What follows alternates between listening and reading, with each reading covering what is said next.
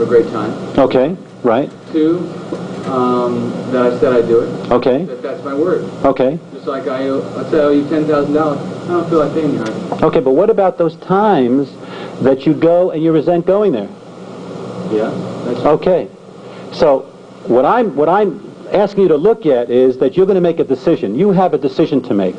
And when you're coming from a place of self-awareness, you cannot make a wrong decision. When you're coming from a place of self-awareness, you cannot make a wrong decision. If you're worrying about the decision that you're going to make as being right or wrong, then out of that idea that you might have a right or wrong decision in front of you, you will create a wrong decision. Out of that self-doubt, consciousness always becomes form.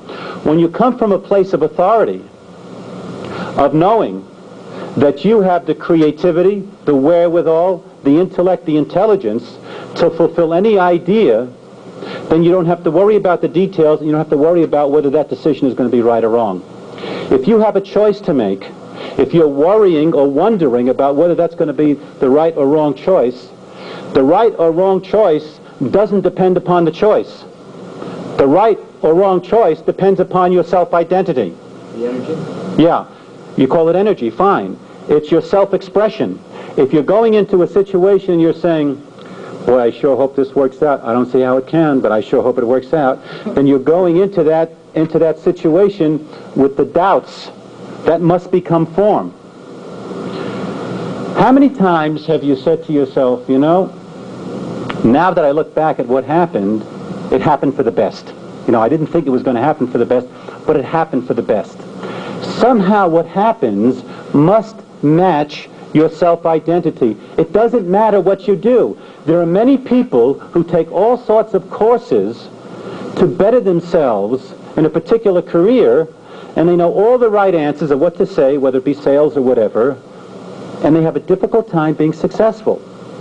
The courses don't make anyone successful. Yeah. You project, you become project whatever you want to be. Yeah, we... Feel the what you project. And what you are is reflected in everyone else, is what you're saying. Yeah, true. You're a little bit ahead of me on that, but thank you. Right. The energy that we're talking about making a decision, is really the energy of your own self-identification. When you are coming from a place of authority, when you are knowing who you are, when you are knowing what you are, when you're knowing that you're unlimited, when you're knowing that you're unlimited creativity, you cannot make a wrong decision, which accounts for people who go into a new field and they appear to do everything wrong and they make money like crazy.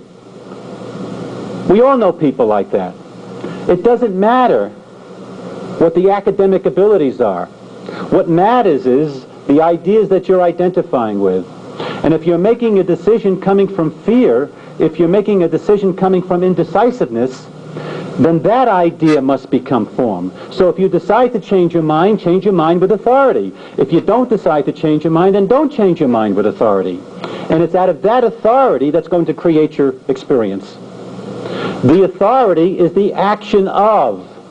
The authority is the self-identification. Was there another hand back here? Alan, was that clear for you? Yes. Okay. Anyone else? Okay. Before we broke, somebody said, when do we start?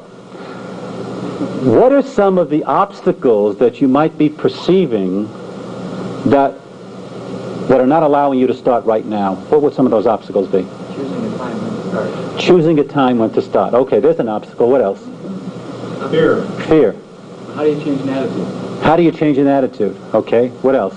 Not believing. Not believing. Not believing, yeah. Okay. I don't care what ideas of limitation you want to create before you. You know? But I will tell you this, there's a principle involved. Regardless of that idea, there is the physical manifestation of that idea. If you don't know when to start, if you're saying, I don't know when to start, then that's an idea of confusion. And out of that idea of confusion, you'll create more confusion. Well, how do I start? How do I get more faith or more belief? Well, whatever those reasons are, recognize they're nothing more than ideas of limitation. Here's another idea I want you to consider, and that's this: that you are greater in consciousness than any idea of limitation. That's part of being unlimited. Close your eyes for a moment. I want you to say to yourself, I am greater in consciousness than any idea of limitation. That means that within you is the intelligence to overcome any idea of limitation that you might have. That any idea of limitation melts, disappears, the moment you look at another idea. That you are greater in your own consciousness than any idea of limitation. Get a sense of what that power feels like. I am greater in consciousness than any idea of limitation. Once again, I am greater in consciousness than any idea of limitation. Okay, when you're ready, just open your eyes. What did that feel like for you? Revelation. Revelation? Okay. Anyone else? Exultant. Exultant. Make problems fun. Make problems fun. Sure. Anxiety. Ends anxiety. It's another idea. And when you have that idea that you are greater in consciousness than any idea of limitation, then out of that idea, the form is created for you. Then suddenly you get those bursts of irresistible impulses, those ideas, the geniuses that we wake up 2 or 3 o'clock in the morning, those ideas that are revelations to us. We know exactly what to do at that point. The moment we allow ourselves to knock down any idea that's limiting us or keeping us from our greater self, from that consciousness that we all have that's unlimited, the moment we knock down those ideas of obstacles or limitation is the moment that creative force is allowed to take over.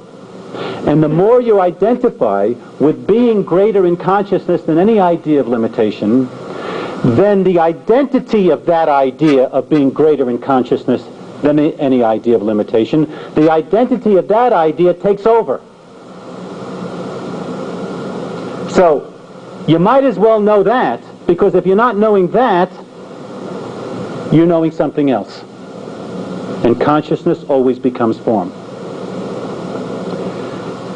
The way you look and the way you feel is a direct manifestation of your self-identity. Every muscle, every pore, every cell in your body has an intelligence. And the intelligence is a reflection of what you are knowing and believing about yourself. If you think you have a problem, then every muscle, every cell, every pore in your body develops the consciousness of a problem. You develop that problem within you. It manifests itself somehow, some way. Norman Cousins comes to mind. Many of you have heard of him. He wrote a book recently called The Anatomy of an Illness. He was diagnosed as having a terminal illness, and he was given something like 6 months to live. He checked himself out of a hospital, checked himself into a hotel, and he watched some old Marx Brothers movies and some old Candid Camera reruns, and he started to laugh. He started to feel good. And the moment he started to identify not with the hospital of feeling sick or ideas of limitation, the moment he started to identify with laughing, feeling good, is when he started to heal himself. That's why it's absolutely essential for you to allow yourself to feel good whenever you're aware you're not feeling good. Because if you're going to be doing things out of resentment, you're not going to be feeling good. When you're feeling good, your body is allowed to heal itself.